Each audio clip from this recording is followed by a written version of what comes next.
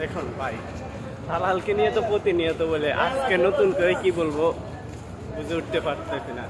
লোকগুলোকে আরাফার ময়দানে কাজ দিয়ে বলে দেখেন, আনার পর এখন পর্যন্ত কাজ তো দিতে পারে না, খানাও ঠিকঠাক মতো দিতেছে না। কাল রাত 10টা থেকে বাইর করছে, এখন দিন বাজে সন্ধ্যা বাজতেছে 7টা।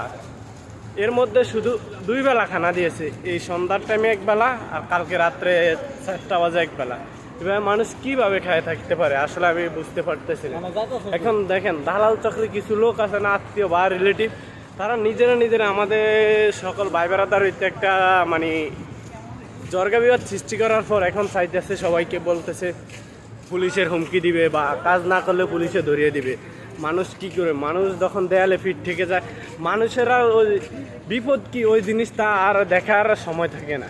মানুষ এমন এক পর্যায়ে গিয়ে দাঁড়াইছে যে সে এখন চাইতেছে মুক্তির জন্য। মানুষ দেখেন, একবার যখন প্রবাসীরা জেগে ওঠে তাহলে এইভাবে তাদের জয়ের উল্লাস লেগে ওঠে। ইনশাআল্লাহ সবাই ভালো থাকবে। ওকে, আল্লাহ হাফেজ, সালামু আলাইকুম।